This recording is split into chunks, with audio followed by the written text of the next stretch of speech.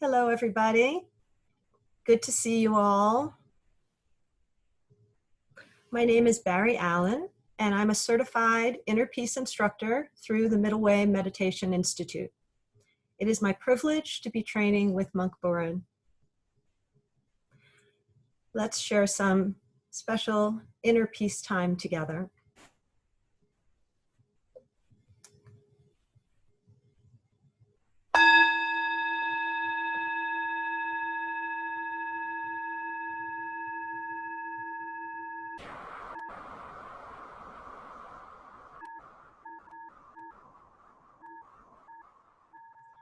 So thanks to Sonia, we have prepared our bodies for meditation, and now we will continue to relax and calm our bodies. We'll start by finding a comfortable position,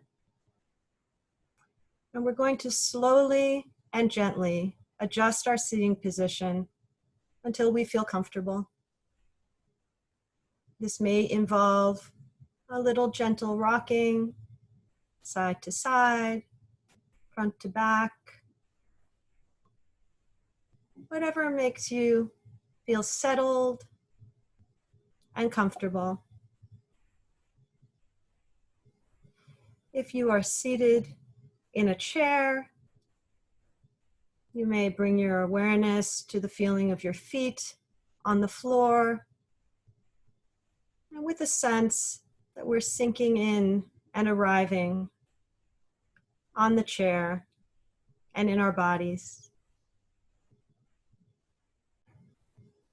If you're on a cushion or a bench, you may notice where your feet and legs are in contact with a cushion or the floor or the bench. And again, notice that sinking in and arriving in the seated position. Gently, we move our awareness to the shoulders, softening them if we find tension there, letting them be low and soft. Moving our awareness to our mouth and jaw area. We notice any tension, soften and relax, creating spaciousness between the upper and lower jaws. Noticing the tongue, allowing it to float and be gentle, settling wherever it would like to, and noticing if there's tension in the lips and softening them. As we relax, we feel calm and peaceful, gentle relaxation. If you've yet to do so, this would be a good time to gently let your eyes close and start to come in to our inner space.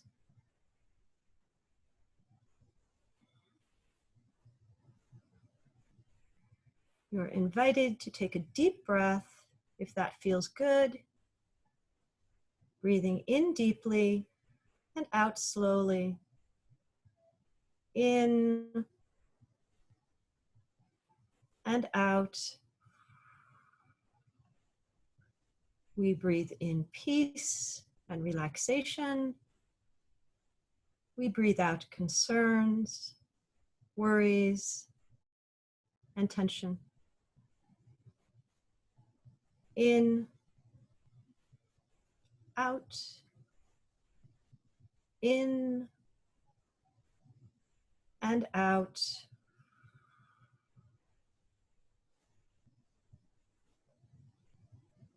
And returning to a natural breath. No concerns about the breath. The breath is relaxing and calm,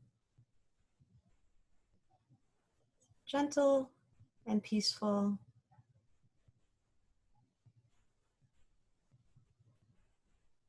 We bring our awareness to the very top of the head, We imagine relaxing energy flowing down from the top of the head. It's relaxing and softening the muscles of the forehead, the brow, the eye sockets, relaxing the whole face, the ears. Relaxation continues down, relaxing the neck and shoulders, along the upper arms, past the elbows to the lower arms, past the wrists and into the hands. The relaxation continues to the very tips of the fingers.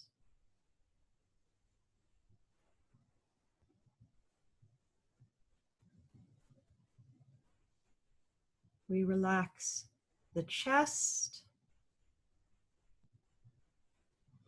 the abdomen, upper back, lower back, the waist, our bottoms, the upper legs. The relaxation moves down past the knees to the lower legs and past the ankles to the feet and to the tips of the toes.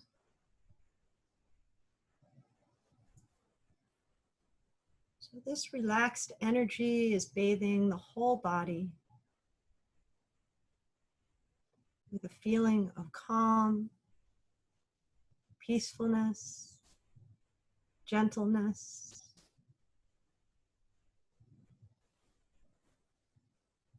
A feeling of lightness and relaxation.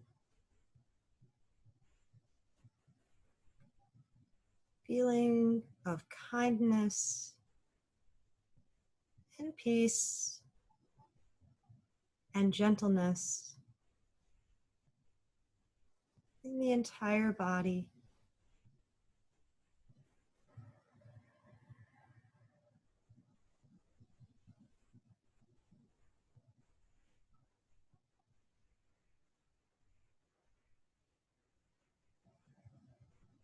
In this relaxed state, we'll gently bring our awareness to rest at the center of the body,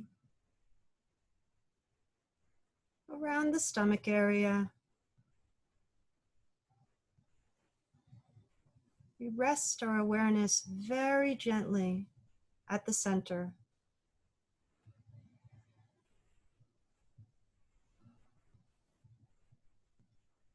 We rest with the gentleness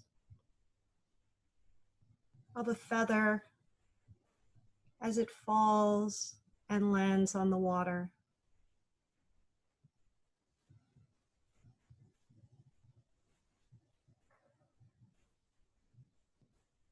We rest with the gentleness of a butterfly sitting on a flower petal, moving softly with the flower when the breeze comes.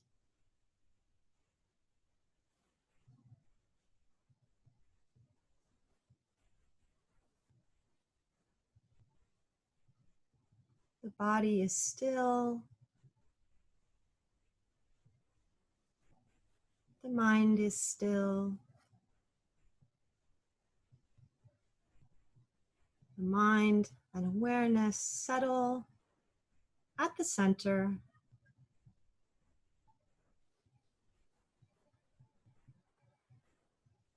We feel peaceful. We feel calm.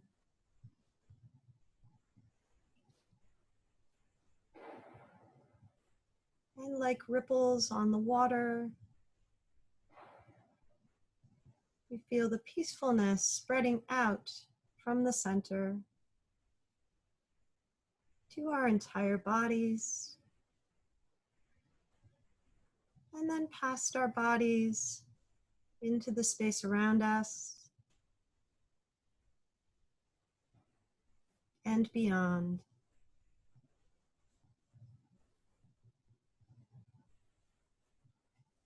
Ripples of peace and calm and gentleness.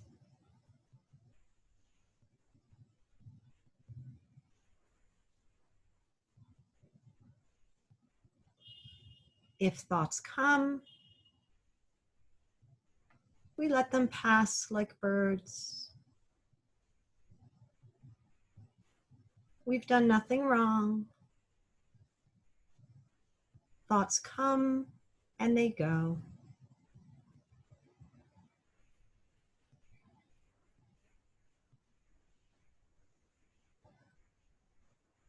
When thoughts come, we let them pass without engagement,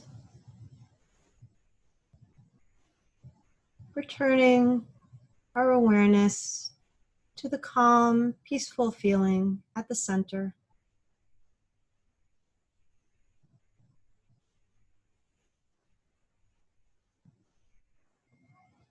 We may watch the thoughts fly away. We may watch them pass, but we do not engage.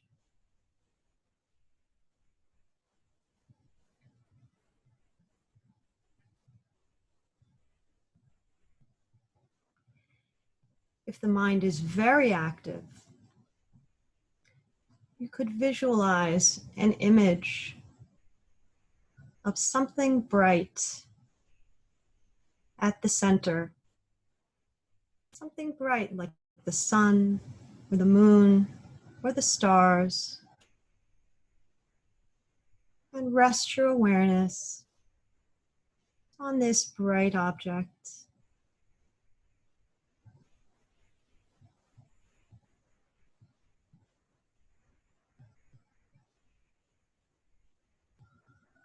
If there are many thoughts, you could rest your attention on a mantra.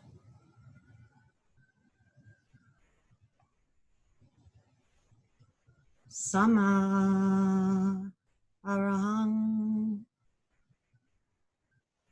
Sama Arahang.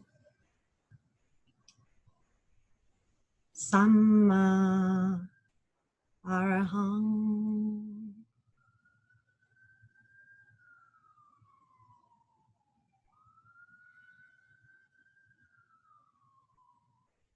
We maintain a calm, gentle, peaceful, good feeling.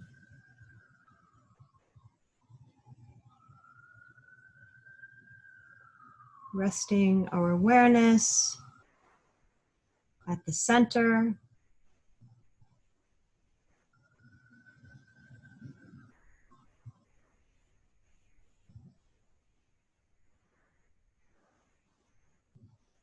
Using a visualization or a mantra if there are many, many thoughts.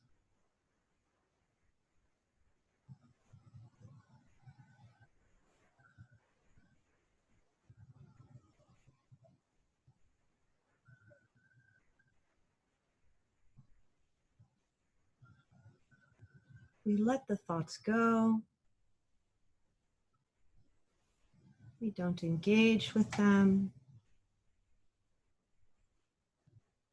And we enjoy the nice feeling of peace, calmness, and light at the center.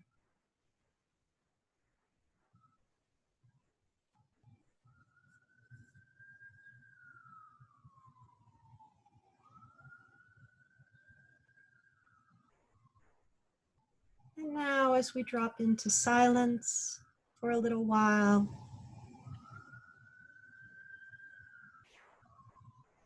We gently rest our awareness at the center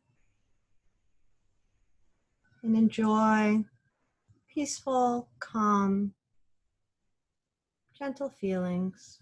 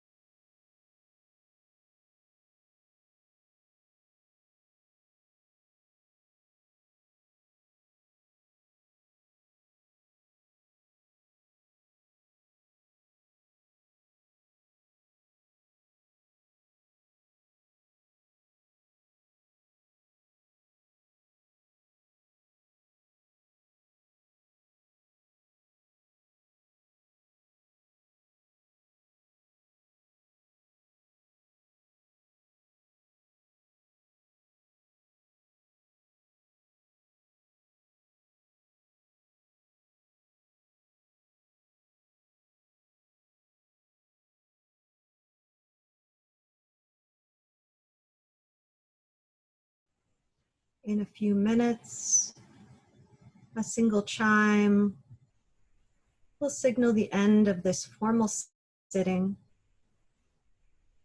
But let's spend the remaining time enjoying the peaceful, calm, gentle, happy feeling at the center.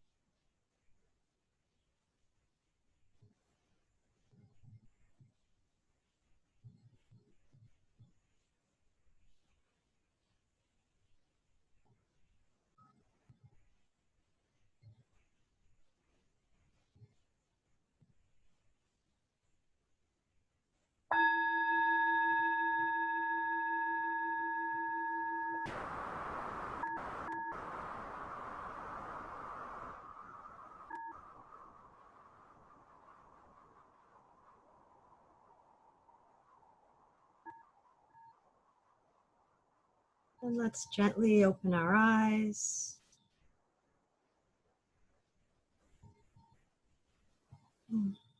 Thank you for your practice.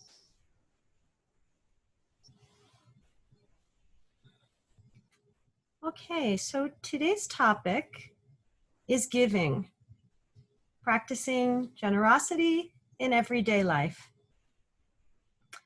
I'm going to start with a brief review of some of the concepts from Monk Buren's introductory talk on emotional wisdom from last week.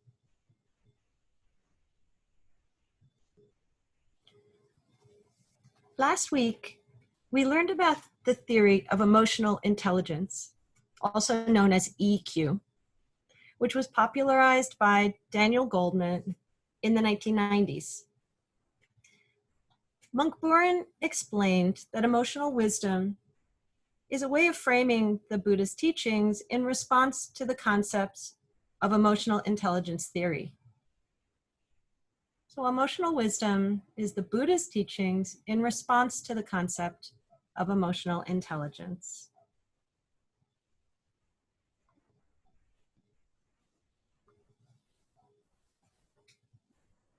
Daniel Goleman identified 4 factors which make up an individual's emotional intelligence. self-awareness, self-management, empathy, and social skill. The idea is that these could be developed and be more meaningful predictors of life success than IQ or other measures. I remember when I was introduced to the concept of emotional intelligence during graduate school, they shared a chart from Forbes magazine that had all of the top CEOs, and they scored them on EQ and IQ, as well as some other factors. And the most consistent, interestingly enough, was high EQ, much more consistent than the IQ or the other factors.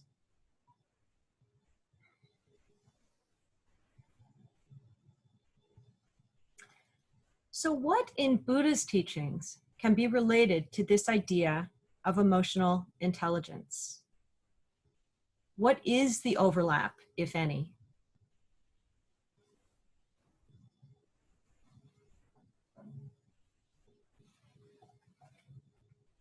The Buddha's teachings suggest 4 bases of empathy: giving, endearing speech, helpfulness, and consistent tactfulness.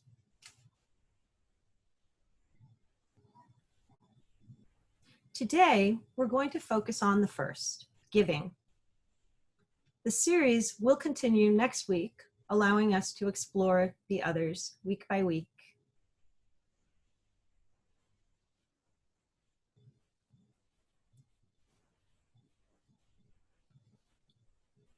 Looking at emotional intelligence theory and emotional wisdom, we see some similarities. Both of them stress inside-out development. This development is not dependent on others or external circumstances. It starts within, and then it moves outside of ourselves.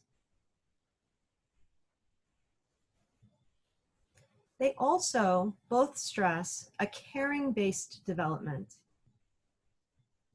This starts with self-care and then moves to care for others, eventually rippling out to the whole world.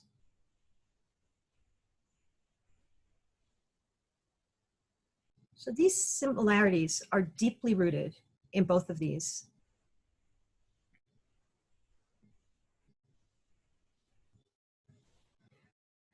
We also see a little bit of difference. Emotional wisdom model has these 2 characteristics as key. The first is a practical, step, action-oriented approach.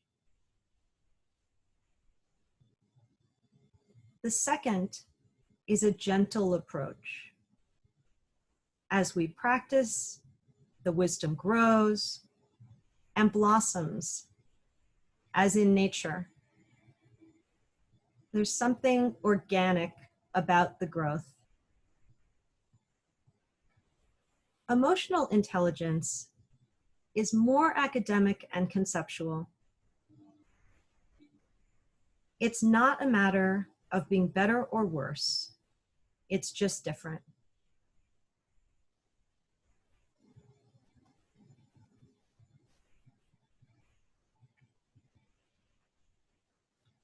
So now we'll look at giving in a little more detail and depth.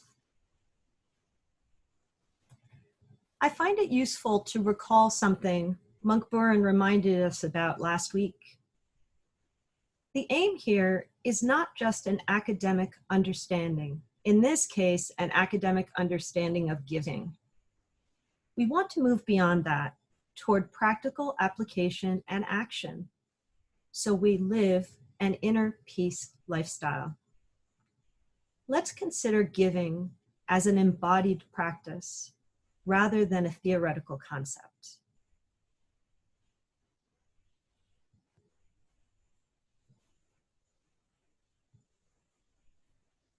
This is a big question. Do we really need giving to live a good life and have a good relationship? Everyone wants a good life and good relationships. I sometimes excuse myself for being a little morbid with my students when they come upset about grades or the possibility that they won't get into the business program they want to get into. And I sometimes say, not to be morbid, but on your deathbed, you probably aren't going to be so concerned with those things. It'll be the relationships you had. It'll be whether you led a happy life.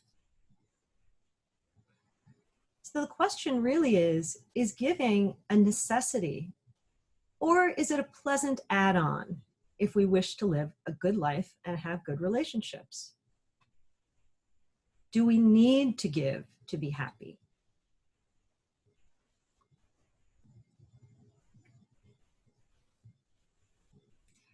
The middle way approach to addressing such a question is to consult and bring together ancient wisdom and evidence-based science.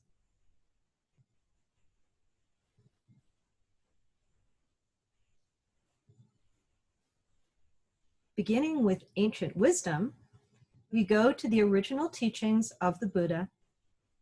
This is translated from Pali, the language of the Buddha. The Buddha taught, by giving, he becomes dear and many resort to him. He attains a good reputation. The generous man is composed and confidently enters the assembly. Therefore, seeking happiness, wise person give gifts. There are several points here connecting giving to desirable traits. First, the giving person becomes popular and many go to him. He attains a good reputation. He is composed and confident. And the final sentence summarizes, if seeking happiness, the wise person gives gifts.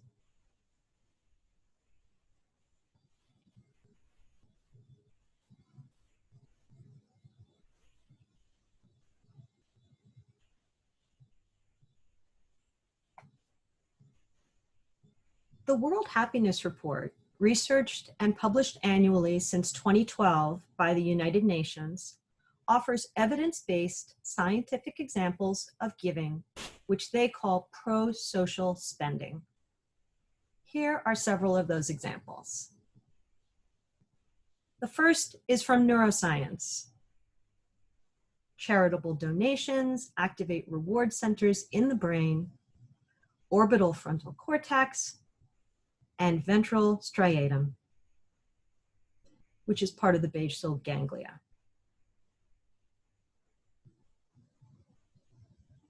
The second, from financial generosity. Financial generosity is one of the top 6 predictors of life satisfaction around the world.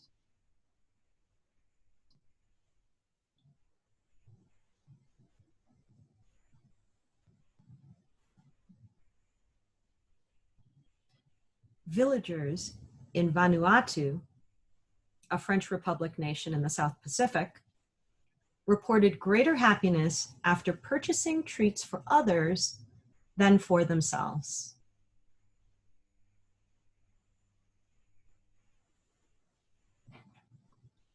And then finally, one that puts a smile on my face to imagine, toddlers showed larger smiles while giving treats away than when receiving treats themselves.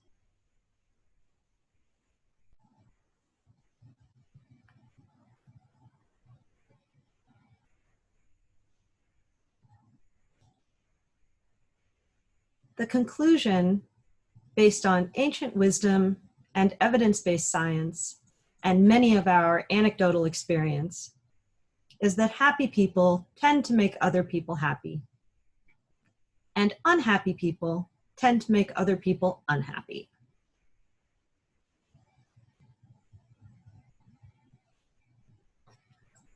On giving, Monk Buren offers these thoughts.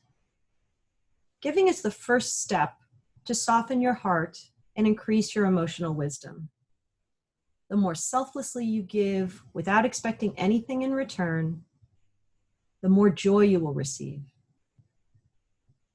Giving in this way will boost self-esteem and inspire you to do more acts of kindness. Your actions may even inspire others to become more generous as well. Giving is powerful when practiced alongside discipline and meditation.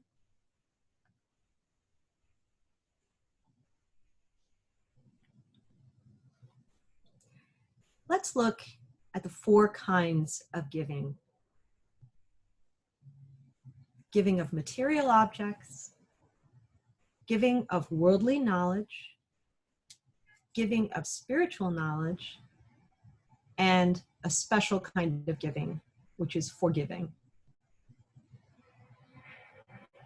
Many of us were raised with the saying, do unto others as you would have them do unto you, meaning treat others the way you would like to be treated. But for giving, it's important to remember to treat people the way that they want to be treated, and not as we would like to be treated. When we give, we could pause and consider what the other person is asking for, if anything, or what they may have otherwise indicated they would appreciate or need. We might not always get it right, but there is an additional gift in that pause. In that pause, we display interest, respect, and empathy.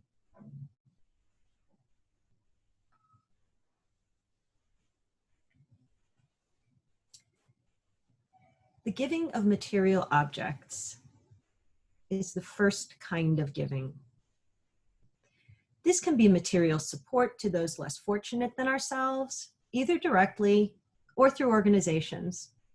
It may include food, clothing, shelter, or financial support.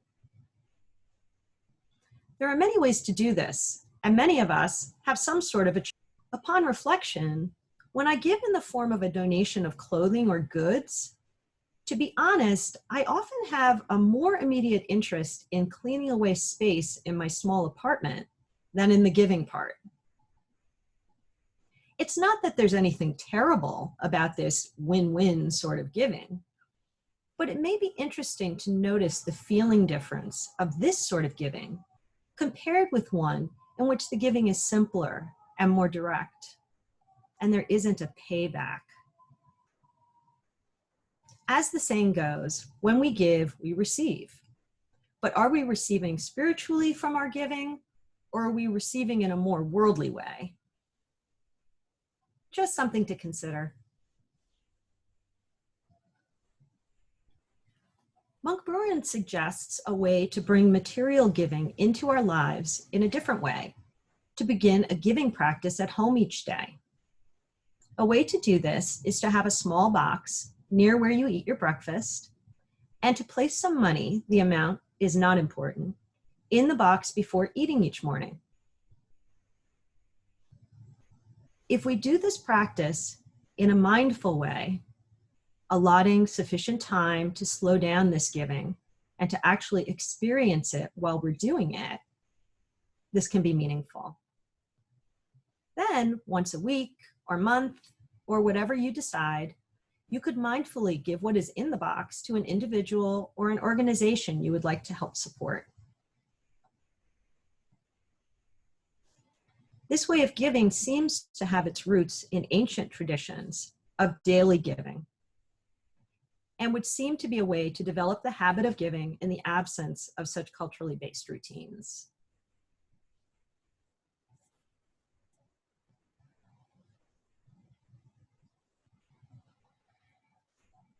The giving of worldly knowledge. This is typically given by teachers or mentors by today's phraseology, coaches, to help others to be successful in life and to be able to take care of themselves and others. While sometimes this type of giving is given within the structure of a school or another specific format or relationship, often this is imparted informally. The reflective pause can be very helpful here too. We may wish to ask ourselves if our teaching is welcomed and watch for clues to help us to know. It is also important that we do not give the impression that the other person needs to be fixed by us. By mindfully noticing our own thoughts and feelings while giving worldly knowledge, we may realize we're sending messages we were unaware of.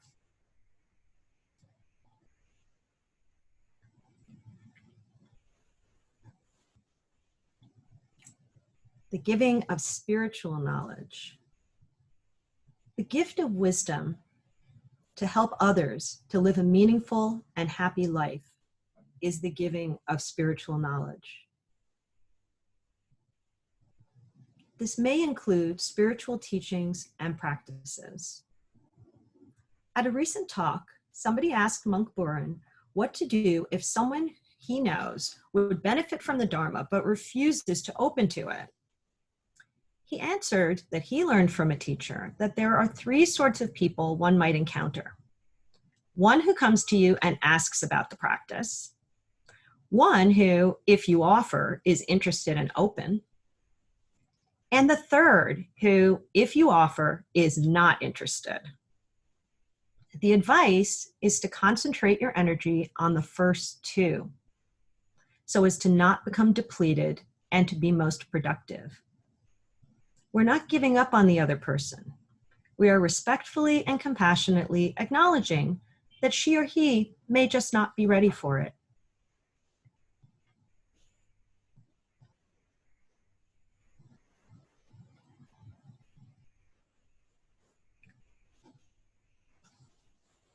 Forgiving. Forgiveness is a special kind of giving, which involves giving somebody a second chance to do better. This can be very difficult. We do this by remembering that we all make mistakes. We do our best to let go of anger and negative emotions, and to give the person a second chance to make things better. The generosity it takes to forgive is great, and the forgiveness takes courage, but it is the best way to mend relationships.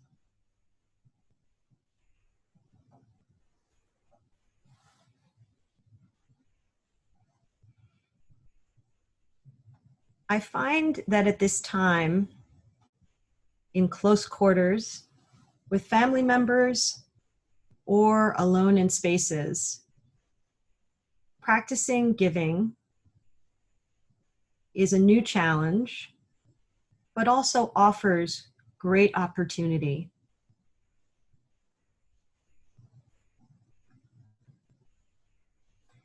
Some types of giving seem to loan themselves better to these times. For example, material giving.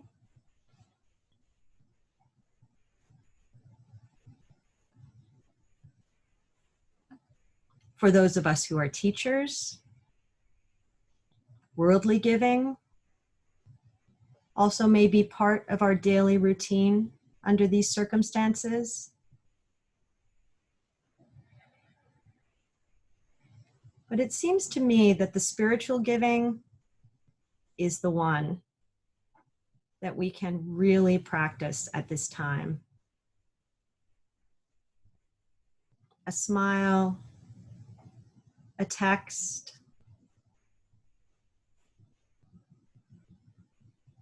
a little check-in can show others that we are tuned in, mostly at this time, with connection, respect, compassion, and caring.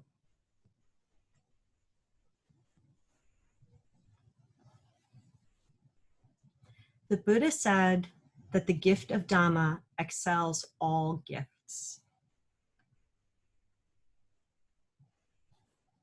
Spiritual knowledge is the greatest gift we can give. Thank you.